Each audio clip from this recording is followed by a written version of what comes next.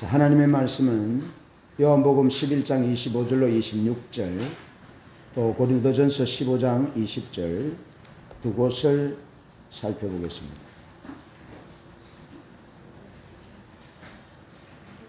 요한복음 11장 25절로 26절. 예수께서 이르시되 나는 부활이요 생명이니 나를 믿는 자는 죽어도 살겠고 오래 살아서 나를 믿는 자는 영원히 죽지 아니하리니 이것을 내가 믿느냐. 아멘. 고린도전서 15장 20절입니다. 그러나 이제 그리스도께서 죽은 자 가운데서 다시 살아나사 잠자는 자들의 첫 열매가 되셨도다. 아멘. 삶과 죽음 그리고 부활이라는 주제로 우리 이장훈 목사님 설교하시고 후에 기도사역과 축도까지 해주시겠습니다. 예. 초대해 주셔서 감사합니다. 제가 두 번째 이렇게 왔는데 아까 기도 감동 중에 함께 나눌 게 있어서 나눴으면 합니다. 우리 인생의 만남이 참 중요합니다. 우리가 태어나면 우리의 가족을 만나고 또 우리가 태어나면 또 유치원에 가면 또 친구들을 만나고 선생님을 만납니다. 그래서 진학에서 초등학생, 또 중학생, 또 고등학생, 또 대학교에 가고 또 사회에 나가면 우리 동료들도 만나고 상사도 만나고 또 밑에 또 뭐 부하도 만납니다. 그 만남 가운데 가장 만나고 또 우리 사회에 나가면 배우자도 만나면 남자는 좋은 배우자, 여자도 좋은 배우자를 만나서 결혼하게 되는데 그 인생의 가장 중요한 건 딸의 하나님과 예수님과 만남입니다. 신앙의 신정은 만남에서 시작됩니다. 그죠? 만남에서 역사가 이루어져도. 그래서 제가 예수님을 어떻게 만나고 또 제가 또 목회의 길을 걷는지 잠시 간증할까 합니다. 저는 믿지 않는 가정에 태어났습니다. 저희 아버님이 믿지 않았고 제가 초등학교 1학년 때 기억나는데 아버님이 부르면 자문화 불러가지고 옛날에는 술 도가가 있어가지고 옛날에 그 양은 그 주전자가 있습니다. 술 받아오고 그래서 아버님 술 따라 어른들이 그렇게 마시는 것이 억지로 막으면 해서 이렇게 속에서 호기심에 남은 거 먹다가 얼굴 벌개진 것도 있고 또 아버님이 또 안 믿기 때문에 담배 사가라면 담배도 사고 그랬습니다. 그러다가 저희 가정에 큰 누님이 이제 예수를 믿게 되고 가정을 전대해서 제가 초등학교 1학년 때 처음 이제 개척교회를 나왔습니다. 2층 이제 계단에 있는 개척교회인데 순복음 재단이었습니다. 근데 그때 처음 나간 게 이제 주의 친절한 파리하늘, 지금은 이제 프로젝터라는 그때는 개도글이라 있습니다. 큰 글씨를 전지를 사가지고 넘겨서 이렇게 보는 그 개도글이 있는데 나의 사랑하는 책 비록 해준 그런 노래를 부르했는데 제가 초등학교 4학년 때 지금은 또 계속 그 교회마다 하는 여름 성경학교 때 그때 예수님의 생애에 대해서 사복음에 대해서 했습니다. 예수님의 생애와 또 십자가 사건에 대해서. 그래서 저를 가르치는 그 선생님이 저한테 마지막 날 물었습니다. 너는 예수님을 마음에 영접했니? 아직 영접 안 했습니다. 그럼 예수님을 마음에 영접하겠니 해서 배우고 아는 지식적으로 제가 그 예수님을 영접했습니다. 나는 예수님을 나의 구주 영접합니다. 내가 제 이름을 고백하고 영접했습니다. 그러다가 이제 뭐 아플고 중3 때 준돼서 제 몸에 이상이 일어났습니다. 요새 의학적으로 아를레르기 체질이라서 음식을 먹으면 이렇게 두드러기 납니다. 그래서 그 당시에 먹는 음식이 제한되었습니다. 뭐 돼지고기나 닭고기 또 계란이나 또 고등어 이런 먹으면 몸에 발진이 일어나서 학교에 가서 조퇴 맞고 오고 또 결석한 적이 있습니다. 그래서 고등학교 올라가서 그 학교 병원에 가서 약을 먹으면 그 약을 먹는 임시 처방으로 한 3일은 괜찮습니다. 또 주사를 맞으면 그때 이제 가라앉는데 고통이죠. 왜냐하면 마음대로 음식을 먹지 못하니까 그것도 고통입니다. 그래서 뭐 언제는 뭐 죽고 싶은 생각이 들지만 죽으면 안 되기 때문에 계속 학교를 끝마치고 저녁에 교회에 올라가서 그때 산 위에 있는데 계단을 올라가서 기도했습니다. 하나님이 살아계시면 하나님이 병을 고친다는데 제 병 좀 고쳐주세요. 그게 이제 기도 제목이에요. 그 당시 어리기 때문에 제가 만날 수 있는 하나님은 병을 고쳐주시는 하나님으로 기도했습니다. 그러다가 제가 고등학교 2학년 때 이제 거제도로 수련회 가서 학생회 수련회 가서 그때 성령을 경험하고 또 치유도 받고 또 방언도 받으면서 그때 이제 제가 제 삶을 이제 하나님께 드리기도 하고, 그래서 그때 이제 신학교를 결심해서 이제 고신대학에 들어가게 되었습니다. 근데 제가 목사 한서는 또 순복음에 받게 되었습니다. 그런 이야기를 통해서 왜 그러냐면, 인생의 어떤 만남을 통해서 하나님 우리의 인생의 어떤 길들을 인도하는 사실을 말해줄까 합니다. 오늘 읽어드린 그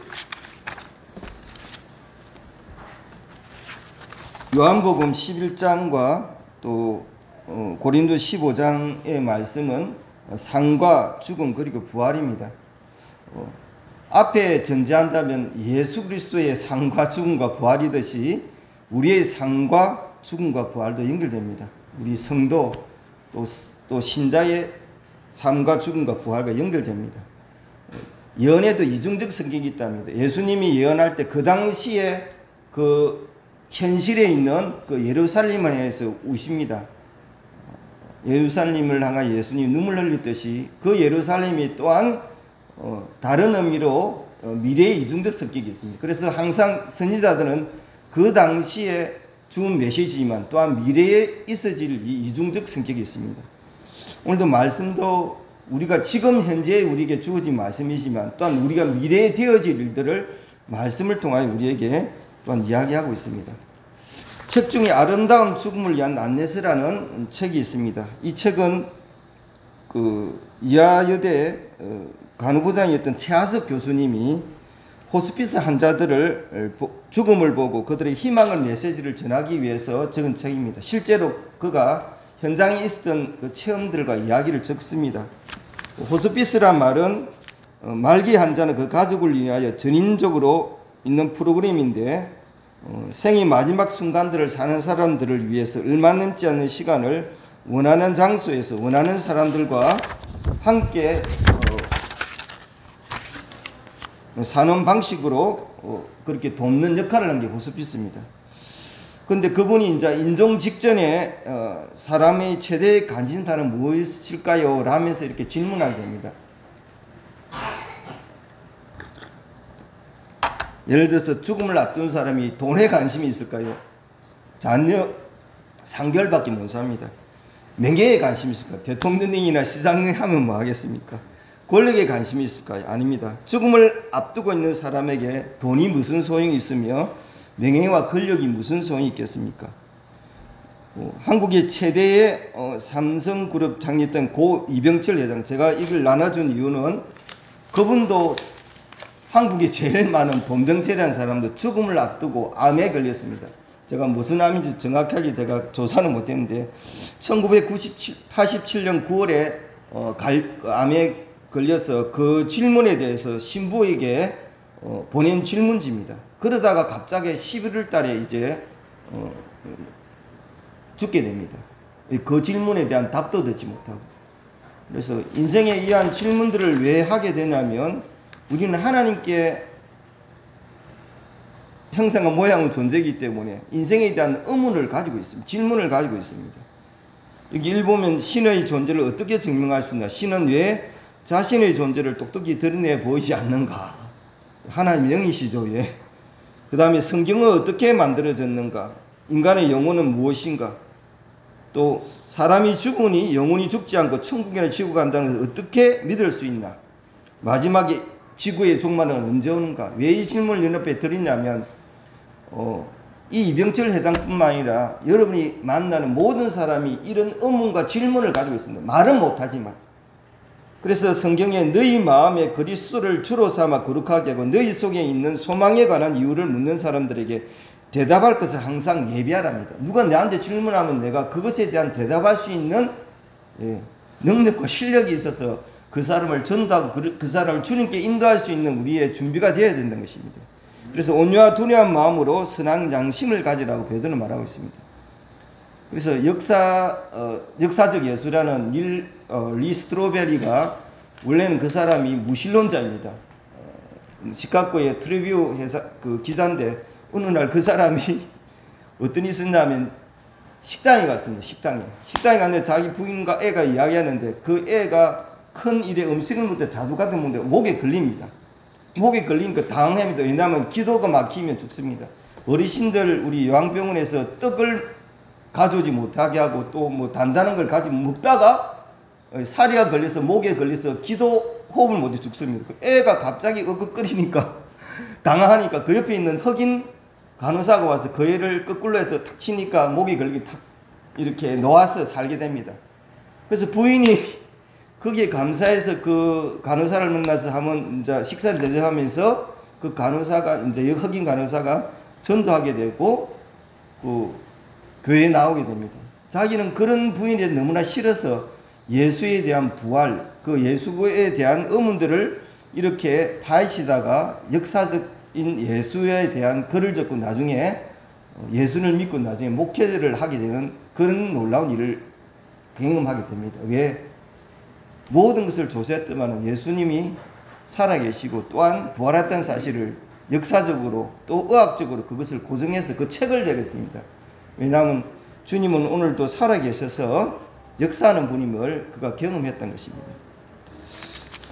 우리 1960년대에 최대 히트곡이던 최희준 씨는 하수세이라는 곡을 지었는데 거기 보면 인생은 나그네 길, 어디서 왔다가 어디로 가는지, 사람이 왜 태어났으며 또 어디로 가는지 모르는 것이 인생에 노래하고 있습니다.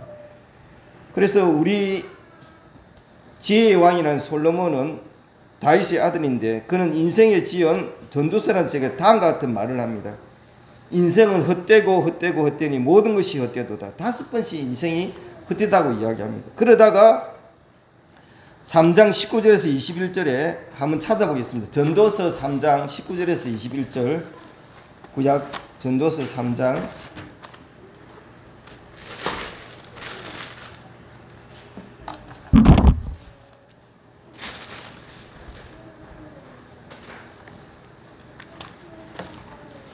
구약 전도서 3장 19절에서 21절 한번 찾아보겠습니다. 한번 읽겠습니다. 인생이 당하는 일을 짐승도 당하나니 그들이 당한 일이 일반이라. 다 동일한 호흡이 있어서 짐승이 죽음같이 사람도 죽으니 사람이 짐승보다 뛰어남이 없으면 모든 것이 헛됨이로다. 다 흙으로 말미암으로 다 흙으로 돌아가나니 다 한 곳으로 가거니와 인생들의 혼은 위로 올라가고 짐승들의 혼은 아래 곧 땅으로 내려간 줄 누가 알랴. 여기 그 21절 보면 혼이란 말에 히브리어 영이란 말입니다. 그 루아란 말은 인생, 사람의 영은 위로 올라가고 짐승의 혼은 아래 땅으로 가는 누가 알랴를 이야기합니다.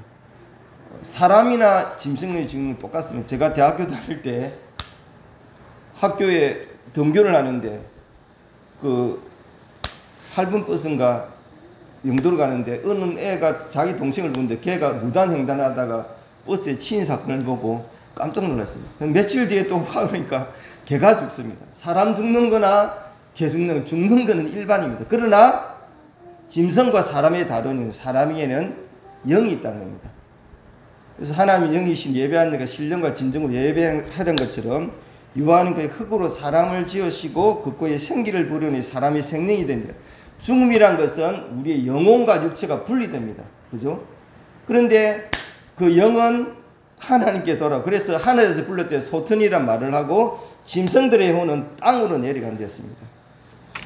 그래서 우리가 알아야 될 것은 우리의 삶의 처음 시작과 또 죽음과 부활에 대해서 또 예수님이 또한 말씀을 통해 하신 부분에서 우리가 기억하면 그것에 바른 또 진리를 가지고 우리가 살아가는데 큰 도움이 될까 합니다. 그래서 오늘 신약 성경 예수님이 공간복음에서 죽은 자를 살린 3명의 사건에 대해서 함께 살펴볼까 합니다.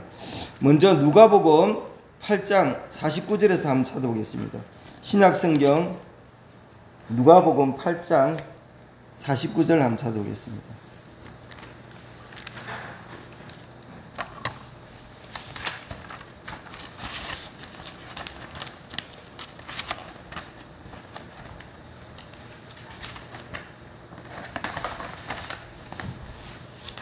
누가복음 8장 49절입니다.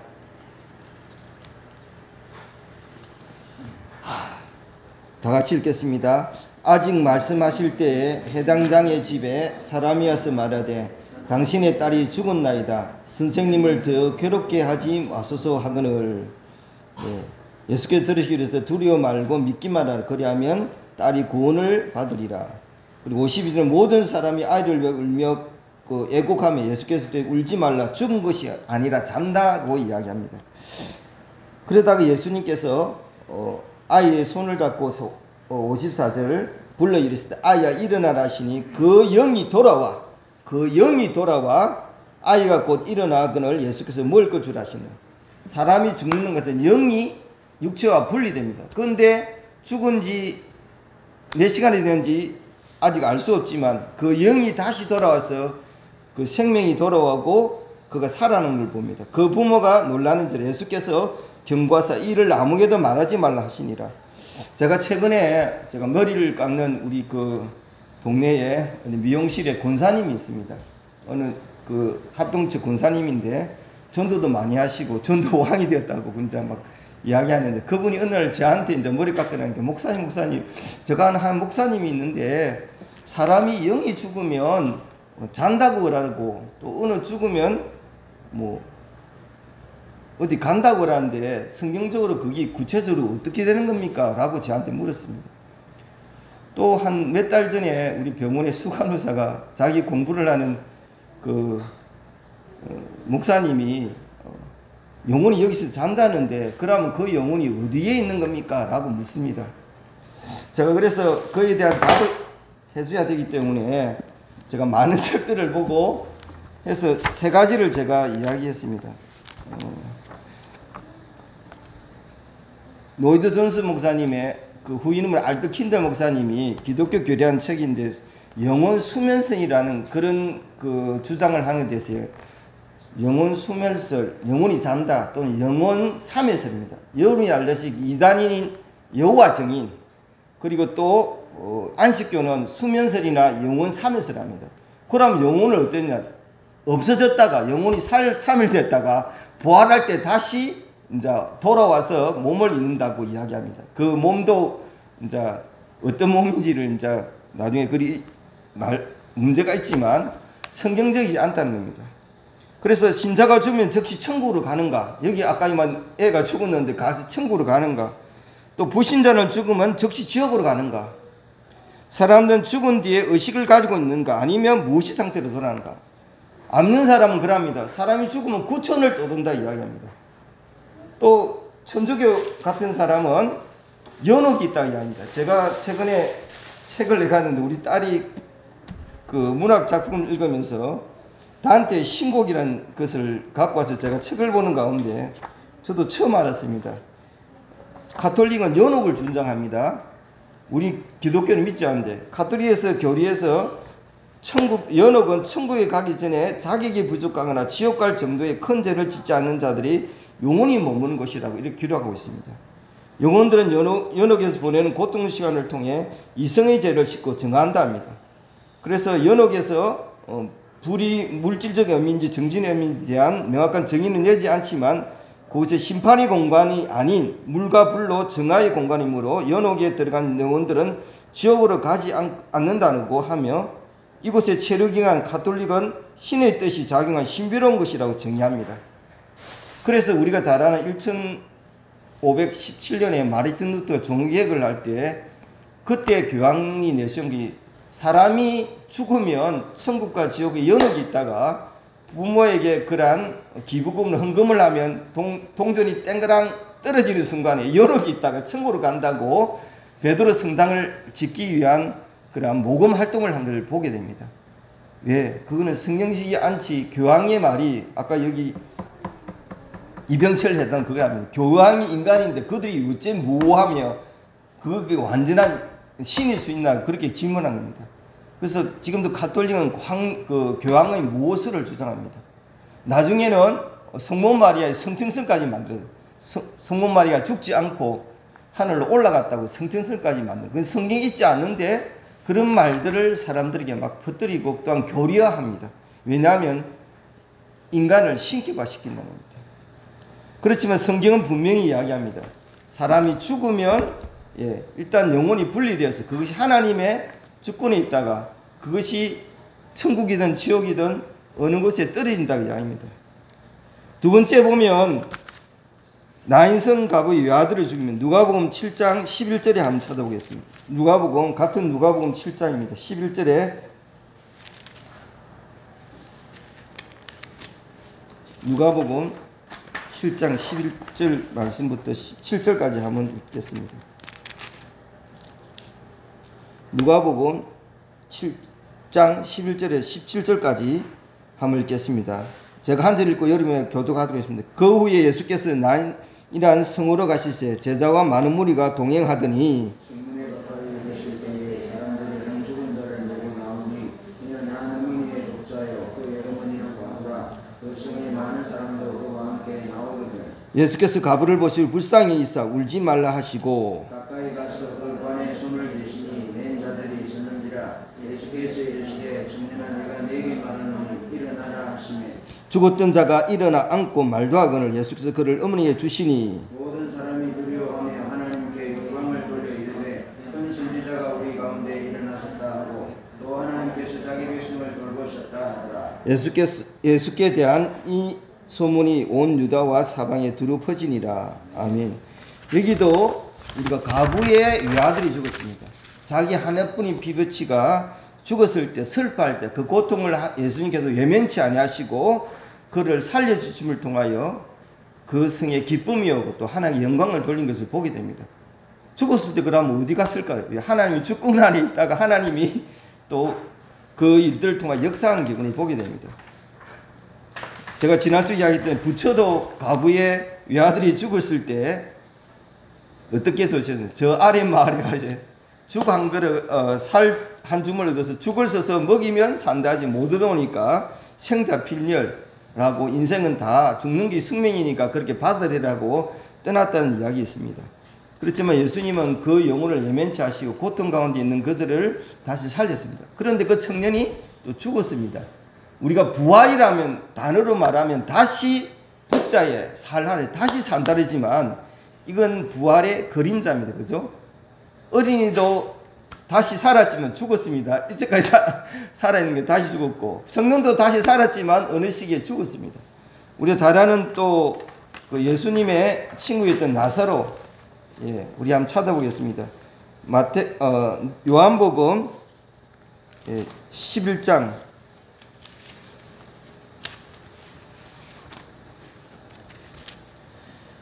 35절부터 읽겠습니다. 35절부터 우리 44절까지 제가 한 절 읽고 하는 교도가도록 하겠습니다. 35절 예수께서 눈물을 흘리시더라. 이에 이들이 말하되 보라 그를 얼마나 사랑하시는가 하며 그 중 어떤 이는 말하되 맹인의 눈을 뜨게 한 이 사람이 사람은 죽지 않게 할 수 없더냐 하더라. 이에 예수께서 다시 속으로 미통이 여기시며 무덤에 가시니 무덤이 불이라 돌로 막았거늘. 예수께서 이르시되 돌을 옮겨 놓아라 하시니 그 죽은 자의 누이 마르다가 이르되 주여 죽은 지 나흘이 되었으며 벌써 냄새가 나나이다. 예수께서 이르시되 내 말이 내가 믿으면 하나님의 영광을 보이라 하지 아니하였느냐 하시니 돌을 옮겨 놓으니 예수께서 눈을 들어 우러러보시고 이르시되 아버지여 내 말을 들으신 것을 감사하나이다. 항상 내 말을 들으시는 줄을 내가 알아나이다. 그러나 이 말씀하는 것은 불러선 우리를 위함이니 곧 아버지께서 나를 보내신 것을 그들로 믿게 하려 함이니이다. 이 말씀하시고 큰 소리로 나소리여 놓으라 부르시니 죽은 자가 수동을 동인처로 놓는 그 얼굴은 수건에 쌓여 있더라. 예수께서 이르시되 풀어 놓아 다니게 하라 하시니라. 아멘. 나솔은 죽은 지 나흘인데 썩어댔습니다. 붕대를 하고. 제가 본의 아니게 이렇게 아라비아 갔는데 그 날은 50도입니다. 50도 따갑습니다. 그러니까 뷔페가 요새도 한국에도 음식을 해서 밖에 놔두면 거기 뷔페 하루 만에 막 상해서 먹는 것처럼 그날은 하루가 지나면 그 썩은 냄새가 부패합니다. 나흘이 되어서 썩은 냄새가 날 정도가 하는데 예수께서 그를 치유하시고 죽은 가운데서 그를 살리셨습니다. 나는 부활이요 생명이 나를 믿는 자는 죽어도 살겠고 무릇 살아서 나를 믿는 자는 영원히 죽지 아니하리니 이것을 내가 믿는다. 예수님이 나사로를 살린 것은 부활의 그림자입니다. 나사로가 그런 은혜를 입고 다시 살아났지만 다시 죽었습니다. 지금까지 살은 게 아니고. 그런데 우리가 중요한 것들은 이 야율의 딸 어린아이와 또 나인성 가보의 아들 청년들과 또 나사로의 죽음에 다시 산 것과 예수님의 죽음과의 차이가 있습니다. 우리가 잘 알고 있는 예수님이 부활에 대한 부분들은 사복음서에 나와 있습니다. 마태, 마가, 누가, 요한복음에 있는데 그것을 다 찾아보면 시간이 많이 들면 제가 중요한 것만 한번 살펴보도록 하겠습니다. 먼저 예수님의 부활하심에 대해서 그 복음서는 빈 무덤이었다고 이야기합니다. 빈 무덤. 분명히인데 찾아간 사람이 또 각자 다릅니다. 마가복음 보면 안식일이 지나 막달라 마리아, 야고보니 마리아, 살로메가 함께 예수의 바르기 위하여 향품을 사다가 안식 후 첫날 일찍이 해둘 때 그 무덤에 가며 말하되 누가 우리를 위하여 무덤 문에서 돌을 굴려주리 하더니 눈을 돌아본 적 돌이 굴려져 있는데 그 돌이 심히 크더라. 무덤에 들어가 보니 흰옷 청년이 우편에 앉는 것을 보고 놀라매 청년이 이르되 놀라지 마라. 너희가 십자가에 못 박히신 나사렛 예수를 찾는 그가 살아나셨고 여기 계시지 아니하다. 보라 그를 두었던 것을 보시라. 가서 그의 제자들 베드로에게 이르라. 예수께서 너희보다 먼저 갈릴리를 가시니 전에 너희에게 말씀하신 대로 너희가 거기서 배우리라 하는지라. 여자가 3명이 갔습니다. 그런데 마가복음에서는 이 부분에 대해서 마태복음 안식이 지나고 안식 첫날 막달라 마리아와 다른 마리아가 물어보고 가더니 큰 지진이 나며 주의 천사 하늘부터 돌을 굴려 거기 앉았는데 그 형상이 번개 같고 그 옷은 눈같이 희건을 여기는 흰같이 넣었고 그를 무서워 떨며 죽은 사람과 되었더니 천사가 여자에게 이르되 너희는 무서워 말라. 십자가에 못 박힌 예수를 너희가 찾는 줄 아느니 그가 여기 계시지 않고 그가 말씀한 대로 살아나셨느니라. 그때는 여기는 2명입니다. 여자가 막달라 마리아와 다른 마리아 2명이고 그리고 나중에 예수님에 대해서 시체에 대해서 훔쳐갔다고 거짓말한 장면이 마태복음에 나옵니다. 파수꾼이 보고 여자가 갈 때 경비등이 성에 들어가 된 일을 제사장이 알리니 그들이 장로들과 모이 의논하는 걸 군인들에게 돈을 주며 이르되 너희는 말하기를 그의 제자들에게 와서 우리가 잘 때에 그가 도둑질하여 갔다 하라. 만일 이 말이 총독에 들리면 우리가 권하는 대로 너희가 근심하지 않게 하리라. 군인들이 돈을 받고 가르친 대로 하였으니 이 말이 오늘까지 유대인과 예수님이 죽지 않고 살아있다가 죽었는데 그것을 실신했다가 그 시체를 가져갔다 부활했다고 거짓말했던 것입니다. 제가 왜 이야기를 하냐면 예수님 당시에 예수님이 승천하시고 올라간 뒤에 예수님 이후에도 많은 메시아가 자칭 메시아라는 사람이 많이 일어났습니다. 그 중에 시몬 바지오라는 사람인데 혁명군이죠. 혁명군. 그런데 AD 70년대 로마에 의해서 디투스 장군에서 로마가 멸망합니다. 그때 수많은 사람이 죽고 포로로 끌려갔습니다. 근데 시몬 바지오라도 로마에 끌려가서 채찍질 당하고 많은 사람이 본원에 처형을 당했습니다. 그러면 그가 죽었는데 만약 그 추종자가 그가 죽지 않고 부활했다고 한다면 누가 그 사실을 믿겠습니까? 예. 그것은 예수님의 부활은 단순히 죽음에서 부활했다는 그 사실 외에 그것을 보고 증거한 제자들에 의해서 전파되었고 그 사실이 성령의 역사를 통하여 기독교 가운데 또한 하나님의 역사로 이루어진 것을 보게 됩니다. 누가복음 14장은 엠마오 도상에 가는 제자들에게 나타났습니다. 여기는 예수님이 다른 모양으로 나타났다고 이야기하고 예수님께서 그가 믿지 않은 것에 대해서 또 가르쳐 주시면서 깨달았을 때 예수님이 갑자기 또 사라졌다고 이야기합니다. 그러니까 예수님의 모습은 우리가 보는 그걸 연속성이랍니다. 예수님이 생전의 모습으로 태어났지만 또 다른 모습으로 나타나서 있다가 사라집니다. 또 제자들이 함께 모여있을 때 예수님께서 여기 지금 문 닫혀 있는 예수님이 가운데 서시면서 너에게 평강이 있을지어다 성령을 받아라 하시며 말했습니다. 그리고 말씀하고 난 뒤에 또 사라졌습니다. 그 몸은 우리의 지금 썩거나 또 상하는 몸이 아닌 다시 하나님께 참가하신 새로운 몸입니다. 아멘. 왜 그것이 중요하냐면 우리가 죽음을 받아들인 순간에 죽음이 끝이 아니고 새로운 부활의 하나님 나라에 이른 시작이라고 이야기합니다. 요한복음 20장에 제자들이 있을 때 10제자가 있을 때 예수님이 나타났습니다. 그리고 나서 예수님이 말씀하니까 그때 없는 디두모라는 도마가 자기는 그곳에 참석하잖아요. 그래서 예수님 봤다, 나타났다, 부활했다니까 디두는 믿지 않겠다. 내가 그 손에 손을 넣어보고 옆구리에 창자구에 손을 넣어봐야 예수님을 믿겠다고 이야기합니다. 왜? 그는 실질적인 경험주의자고 합리주의자입니다. 내가 그것을 보고 손을 넣어보고 경험하지 않고는 믿지 않겠다고 이야기합니다. 그때 예수님께 나타나서 도마가 한 그대로 말합니다. 손을 내밀어 내 손에 넣어봐라. 그리고 옆구리에 창을 놔봐라. 그리고 믿지 않는 자가 아닌 보고 믿지 않는 자가 복되다 하시면서 그때 도마가 고백하니 나의 주 나의 하나님을 고백하게 됩니다. 왜냐하면 예수님의 탄생부터 또 예수님의 죽으심과 모든 사건들은 하나님의 계획과 하나님의 섭리 가운데 있어진 이야기로서 이건 인간이 상상할 수 없는 하나님의 초자연적 역사임을 이야기하고 있습니다. 그래서 많은 사람이 과학적으로 죽은 사람이 어떻게 살아나냐 이해되지 않기 때문에 그것을 믿지 않습니다. 그런데 하나님의 성령이 그것을 깨닫게 하면 그것을 믿음으로 받아들여야 된다는 것입니다. 그래서 나중에 요한복음 21장에 디베라 바닷가에 베드로에게 나타나시고 베드로를 다시 치유하고 회복하는 것은 내가 나를 사랑하느냐 물으시고 내 양을 먹이라 내 양을 치라 내 양을 먹이라 하시며 베드로에게도 다시 치유하고 회복하는 그런 장면이 나오게 됩니다. 왜 이야기를 하냐면 예수님의 죽으심과 또 부활은 우리의 신앙의 핵심입니다. 선교적 교회뿐만 아니라 또 우리의 신앙과 삶과 모든 것의 중추이고 핵심입니다. 그것을 알지 못하면 우리가 신앙에 넘어지고 또 실패하기 쉽습니다. 그래서 오늘 고린도전서에 대해서 말씀을 산 고린도전서 15장 부활장이라고 합니다. 시간이 있으면 끝마치고 나서 15장을 찾는 15장 17절부터 우리 20절까지 한번 다시 읽겠습니다. 고린도전서 15장 17절부터 20절까지 한번 읽겠습니다.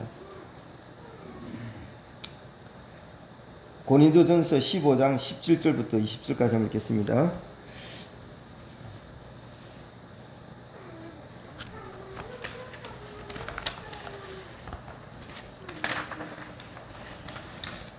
같이 읽겠습니다. 시작. 그리스도께서 다시 살아나는 일이 없으면 너희의 믿음도 헛되고 너희가 여전히 죄 가운데 있을 것이요 또한 그리스도 안에서 잠자는 자도 망하였으리라. 만일 그리스도 안에서 우리가 바라는 것이 다만 이 세상의 삶뿐이면 모든 사람 가운데 우리가 더욱 불쌍한 자이니라. 그러나 이제 그리스도께서 죽은 자 가운데서 다시 살아나사 잠자는 자들의 첫 열매가 되셨도다. 아멘. 사도 바울은 원래 예수님을 핍박하는 자였습니다. 그러다가 다메섹에 가기 위하여 대제사장의 공문을 받고 다메섹에 가다가 말에서 떨어지고 그 태양의 빛 아래서 음성을 느낍니다. 사울아 사울아 내가 어찌하여 나를 핍박하느냐. 주여 니시니까 나는 내가 핍박하는 예수를. 그때 사도 바울은 부활하신 예수님을 만나고 그 예수님에 대해서 전가하게 됩니다. 사도 바울의 모든 삶에 있어서 그는 예수님의 부활하심을 증가하는 삶이라고 이야기합니다. 고린도 2장 2절에 내가 너희 중에 예수 그리스도와 그의 십자가에 박히신 것 외에는 아무것도 알지 않기로 작정하였습니다. 오늘 이거든 아직 만일 죽은 자가 다시 사는 것이 없으면 그리스도 다시 사는 것이 없을 터요. 그리스도께서 사신 것이 없으면 너희 믿음도 헛되고 너희가 여전히 죄 가운데 있을 거예요. 그가 예수님을 만나고 전하는 것들은 예수님이 하나님의 아들이신과 그가 죽었다가 다시 살아서 우리에게 부활의 첫 열매가 되었다고 우리에게 말하고 있습니다. 우리의 삶이 끝이 아닙니다.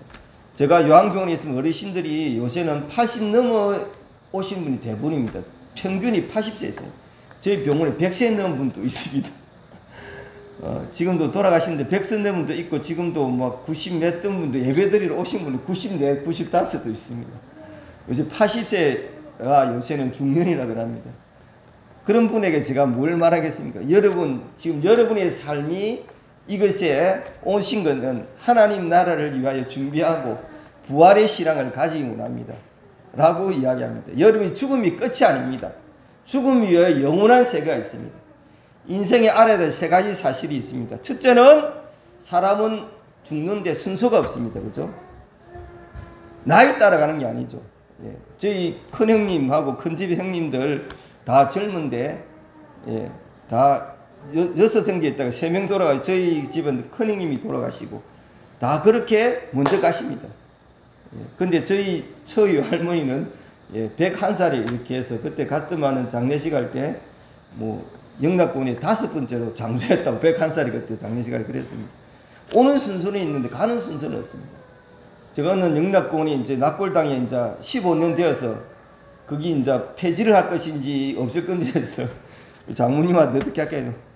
15년 동안 잘 안 가시면서 그래도 5년 연장이라서 부산 낙골당 5년 연기했는데 거기는 어린아이 사진이 있습니다. 어린아이도 있고 청년도 있고 또 장년도 있고 나이 많은 우리 한 101살 들음도 있고 오는 순서인데 가는 순서가 없습니다.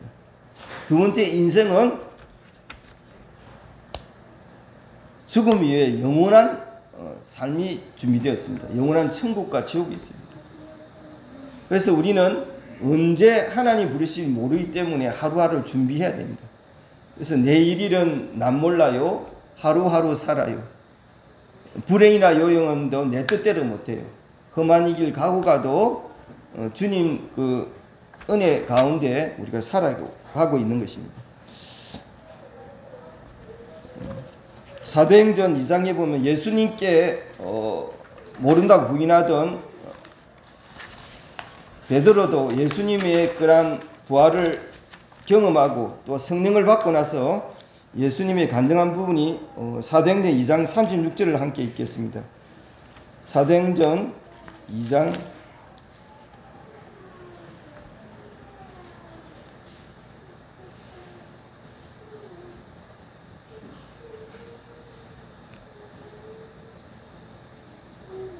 36절부터 우리 40절까지 함께 읽겠습니다. 그런즉 2장 36절부터 40절까지 했습니다. 시작. 그런즉 이스라엘의 온 집은 확실히 알지니 너희가 십자가에 못 박은 이 예수를 하나님이 주와 그리스도가 되게 하시니라 하니라. 그들이 이 말을 듣고 마음에 찔려 베드로와 다른 사도들에게 물어 이르되 형제들아 우리가 어찌할까 하거늘 베드로가 이르되 너희가 회개하여 각각 예수 그리스도의 이름으로 세례를 받고 제사함을 받으라. 그리하면 성령의 선물을 받으리라. 이 약속은 너희와 너희 자녀와 모두 먼데 사람 곧 주 우리 하나님이 얼마든지 부르신 자들에게 하신 것이라 하고 또 여러 말로 확증하여 권하여 이르되 너희가 이 패역한 세대에 구원을 받으라 하니. 아멘. 베드로가 사도행전 2장에 하나님이 약속한 성령을 받고 나서 핵심 외칭은 2가지 메시입니다. 하나님이 보내신 나사렛 예수, 예수 그리스도, 예수란 뜻은 구원자는 거죠. 마태복음 1장 21절에 그가 자기 백성을 죄에서 구원할 자이십니다. 예. 그리스도, 히브리어는 메시아, 기름 부음 받은 자. 그 예수께서 하나님의 구원자로 오셨는데 너희들이 빌라도의 힘을 빌어서 십자가에 못 박혀 죽였다. 유대인들이 죽였죠. 그래서 그 예수가 하나님이 직접 그를 살리시고 부활하시는데 우리가 그 일의 증인이라는 겁니다. 왜냐하면 우리는 보고 경험하고 그 예수를 만난 사람이라고 증언하고 있습니다. 그래서 베드로는 너희가 예수의 이름으로 회개하고 형제들아 우리가 어찌할꼬 회개하고 각각 예수 그리스도 이름으로 세례를 받고 제사함을 받으라. 그리하면 성령을 선물을 받으라. 그때 베드로의 설교를 듣고 구원받은 자가 3,000명이 됐습니다. 유대인들이. 하나님께 돌아온 역사가 일어난 것이 베드로가 성령을 받고 나서 부활의 예수님을 전할 때 그들이 회개하고 주님께 돌아온 것을 보게 됩니다. 오늘도 우리에게 왜 부활의 복음이 중요하냐면 우리의 삶과 죽음과 부활의 연속성입니다. 창세기 3장 14절 15절 한번 읽겠습니다. 창세기 3장 14절 15절.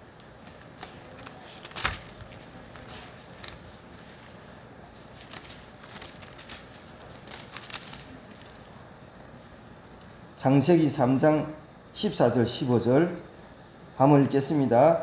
여호와 하나님이 뱀에게 이르실 때 내가 이렇게 하였으니 내가 모든 가축과 들의 모든 짐승보다 더욱 저주를 받아 배로 다니고 살아있는 동안 흙을 먹을지니라. 내가 너로 여자와 원수가 되게 하고 내 후손도 여자의 후손과 원수가 되게 하리니 여자의 후손은 내 머리를 상하게 할 것이요 너는 그의 발꿈치를 상하게 할 것이라 하시고. 아멘. 여기서 예수님께서 나중에 사탄의 권세를 멸하시고 예수님께서 구속사역을 완성하는 장면이 이렇게 이야기합니다. 근데 14절이 왜 중요하냐면 모든 가축과 모든 덜 짐승보다 더욱 저주를 받아 배로 다니는 동안 살아있는 동안 흙을 먹을지라 합니다. 제가 누구한테 묻습니다. 뱀이 흙을 먹는 거 봤습니까?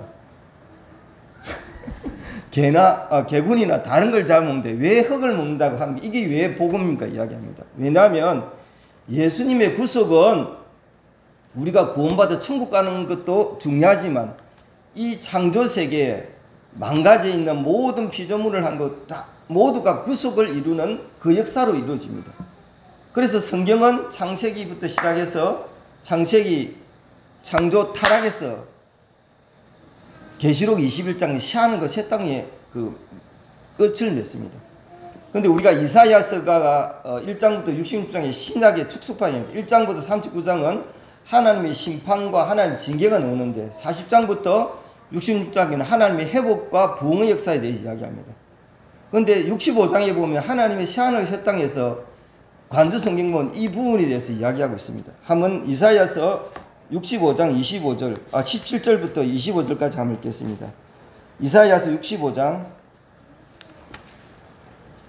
17절부터 25절까지 한번 읽겠습니다. 이거는 모든 사람의 새하늘과 새 땅에 있어질 창조에 대해서 이야기합니다. 제가 한 절 읽고 여러분이 한 절이 교독하도록 하겠습니다. 이사야서 65장 17절부터 25절까지 제가 먼저 읽겠습니다. 보라, 내가 새하늘과 새 땅을 창조하리니 이전 것은 기억되거나 마음에 생각나지 아니할 것이라.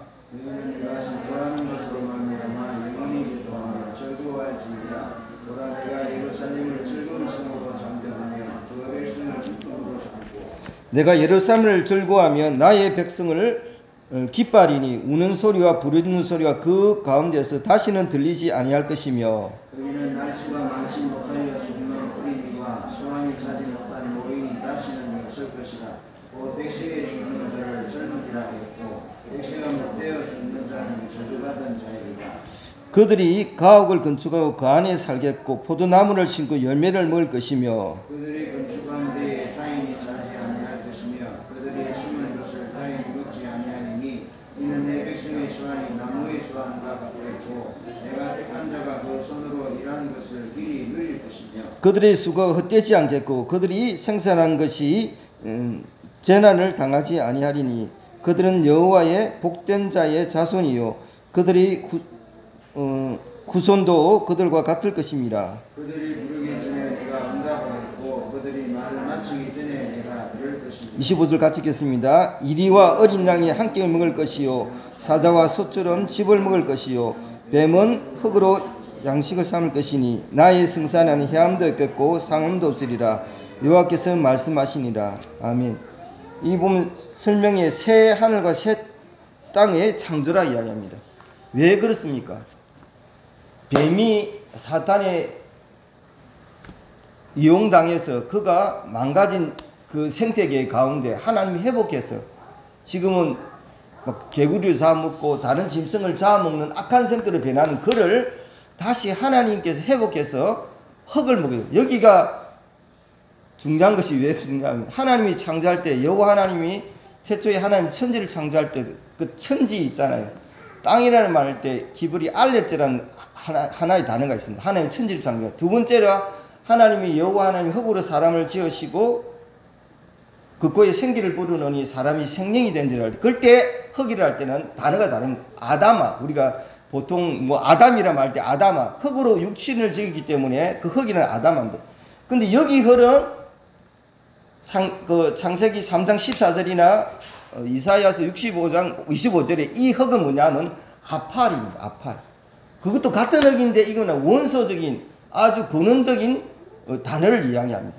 그러니까 하나님이 그것이 해함도 없고 상함도 없는 하나님의 원상으로 회복된 그 흙으로 통하여 양식을 삶은 만큼 하나님이 그 순수한 그 원소적인 흙을 통하여 뱀의 먹이가 된다는 것입니다. 왜? 하나님이 창조 세계를 회복함이 우리가 구원한 그뿐만 아니라 전 창조 세계, 여기 말하는 뭐 사자와 어린 양이 함께 뛰놀고 또 사자가 소처럼 즙을 먹게 생태계 창조 세계 가운데 모든 식물이 풀을 먹이를 삼았습니다. 그런데 사람이 타락하고 나서 약육강식, 강한 자가 약한 자를 잡는 먹이 사슬이 하나님이 원하던 처음의 생태계가 아니란 것입니다.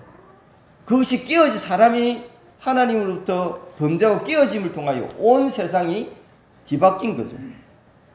강한 자가 약한 자를. 그런데 사자가 풀을 먹는다고 어린 양과 이리와 함께 뛰놀고, 그리고 백세에 죽는 자가 저주받는 자랄 만큼 하나님이 모든 창조 세계의 피조물들 회복하고 또 사람을 그렇게 회복할 그것이 우리에게 복음이 되는 거예요. 예수님의 부활이 이것의 첫 열매가 첫 시작이라는 겁니다. 아멘. 그래서 우리에게 복음이 됩니다. 예수님이. 우리가 죽고 난 뒤에 다시 회복될 것은 상하지 않고 썩지도 아니하는 이 몸을 가지고 하나님과 함께 살겠구나. 사두개인이 와서 예수님께 질문하게 됩니다. 어느 가족에 칠형제가 있습니다. 그런데 첫형이 죽고 그 형수를 취하고 또 둘째 형제가 취하고 형사치수법입니다. 우리가 잘 아는 구약에는 그 대를 잇기 위하여 그 형이 손이 없이 죽으면 그 형제가 들어가서 얻어야 될 그런 법이 있었습니다. 그런데 다 일곱 형제가 다 죽었는데 부활 때는 누구의 처가 됩니까? 그래 질문합니다. 그때 예수님께서 너희가 오해하였도다. 장가도 안 가고 시집도 안 가고 하늘의 천사와 같이 된다 했습니다. 왜? 오늘날 우리 같이 이 몸을 통해서 산다면 이 몸은 다시 망가지고 상하고 깨어집니다. 그죠? 고통당한다는 거죠. 근데 하나님이 만드신 몸은 상함도 없고 해함도 없고 썩지 아니하는 그런 몸으로 지은다는 거죠. 예수님이 그런 몸으로 우리에게 보여줬습니다. 예수님이 있으면서 말씀을 전하고 사라졌다가 다시 또 오시고 또 예수님 하늘 올라가시면서 말씀하니 내가 너희를 위하여 거처를 예배하노라. 나 있는 곳에 너희도 있게 하리랍니다. 예수님이 그렇게 말씀을 하늘 올라가신 것은 우리에게 다시 올 것을 이야기하고 있습니다. 그래서 왜 이 말씀이 중요하냐면 요한계시록 20장 6절에 보면 첫째 부활에 대해 이야기합니다. 이는 첫째 부활에 참여한 자들이 복이 있고 거룩하도다. 둘째 사망이 그들을 다스린 권세가 없고 도리어 그들이 하나님과 그리스도의 지상이 되어 천년 동안 그리스도로 더불어 왕노라리라. 우리를 통하여 다시 부활에 참여하여 예수님과 함께 천년왕국에서 왕노를 하게 하는 그 일에 동참한다는 것입니다. 그래서 계시록 21장 1절 보면 내가 또 새하늘과 새 땅을 보니 처음 하늘과 처음 땅이 없어졌고 바다도 다시 있지 않아야 돼. 하나님이 새롭게 하시는 그것을 우리에게 준다는 거예요. 그래서 우리에게 그리스도의 삶과 죽음과 부활은 우리의 삶과 죽음과 부활의 복음이 된다는 것입니다. 아멘. 복음이란 것은 좋은 소식 또 복된 소식인데 원래는 황제에게 해당되는 점입니다. 시저 노마의 황제한테 황제가 태어나거나 황제가 승리할 때 그 소식을 얘기하는 복된 소식인데 바로 예수님께서 우리에게 주신 복음이 바로 예수님께서 부활의 첫 열매가 됐다는 것입니다. 마이클 고인이라는 학자가 이런 말을 했습니다. 예수님의 죽음은 악에 의해 지배되었던 옛시대의 끝이다. 예수님의 부활에서 새 창조의 막을 열었다. 예수님의 죽음과 부활에서 악이 처리되고 새 창조가 시작된다 라고 말했습니다. 즉 예수님의 부활은 따라합니다. 하나님의 창조의 시작이다. 그러므로 예수님 부활은 우리에게 소망이 된다. 그래서 우리가 부활의 소망, 따라해 부활의 소망, 부활의 믿음, 부활의 사랑. 제가 하나님 감동 줘서 그때 어르신들이란다. 여러분 다시 살 건데 예수님과 함께 썩지 않고 죽지 않은 몸으로 영원히 살 부활의 소망을 가지라고. 그리고 예수님이 그렇게 했듯이 우리에게 그러한 하나님의 그 믿음으로 살아가라고. 예수님이 우리에게 그런 사랑을 베푸듯이 다른 사람에게도 당신이 죽지만 이 세상의 끝이 아니고 주님과 영원히 살 거라고 이야기합니다. 이건 제 말이 아니고 하나님 말씀을 통해 우리에게 주신 복음입니다. 선교도 교회든 일터사역이든 부활의 그 주님을 만난 자가 부활의 그 주님을 전하게 됩니다. 우리가 잘 아는 베드로전서 1장 13절에 우리 주 예수 그리스도의 아버지 하나님께서 찬송하리로다. 그의 많은 신 긍휼대로 예수 그리스도를 죽은 자 가운데 부활하게 하심으로 말미암아 우리를 거듭나게 하사 산 소망이 있게 하시매. 그래서 예수님의 부활이 나에게 산 소망입니다. 베드로전서 1장 20절에 너희는 그를 죽은 자 가운데 살리시고 영광을 주신 하나님을 그리스도를 말미암아 믿는 자니 너희 믿음과 소망이 하나님께 있게 하셨느니라. 아멘. 그래서 우리가 부활의 소망과 부활의 믿음과 부활의 사랑으로 살아가는 사람이 될 걸 이야기합니다. 제가 오늘 책에 가져온 한 이야기를 소개하고 말을 맺도록 하겠습니다. 1980년대 한국에 왔던 에비슨 선교사님입니다. 그분은 1893년부터 1535년에 이렇게 거직을 갖두기까지 42년간 한국의 에비슨으로 선교사를 섬겼습니다. 왜 이분이 중요하면 이분이 알렌 선교사, 우리가 아는 알렌 선교사가 원래 고정원에 그 주치일이 있다가 나중에 에비슨 선교사 그걸 맡게 됩니다. KBS 드라마 재중원에 넣을 때도 그 이야기가 나오는데 이 에비슨 선교사는 나중에 고정의 시가 됩니다. 한의학은 우리가 말하는 허준이나 또 시들이 많지만 또 양의에 있어서 고정이 이렇게 시했던 근데 그분이 에비슨 선교사입니다. 그런데 같은 동료였던 사무엘 무어 목사님이 어느 날 공당골에 있던 박성춘 씨가 이렇게 아파 있을 때 에비슨 선교사에게 요청을 합니다. 그래서 그 사무엘 무어 선교사님이 그를 이렇게 통역하면서 왕진을 가게 됩니다. 요새 말한 그 당시의 벽정이라면 양반, 중인, 평민, 상민입니다. 우리 옛날 청방직추 마골지필에서 사람들이 그렇게 성을 가지고 벽정이란 사람은 짐승을 죽인다. 그것이 자신의 친구뿐만 아니라 다른 사람을 죽이는 것이기 때문에 불교신자들은 간단히 그들은 인간 취급을 하지 않아요. 그래서 그들은 어른이 돼도 상투도 따지 못하고 갓도 못 쓰겠습니다. 왜냐하면 당신들이 인간 취급을 안 하기 때문에. 그런 그에게 가서 사무엘 무어 선교사님과 에비슨 선교사님이 같이 그를 왕진하고 그를 낫게 합니다. 그러니까 이 사람이 그 은혜, 왕의 시되고 왕의 그 의사되는 사람이 자기의 베푼 은혜를 감사해서 그 교회로 나오게 됩니다. 그런데 문제가 뭐냐면 양반들이 백정놈이 오니까 같이 예배를 안 드리기 때문에 나가버립니다.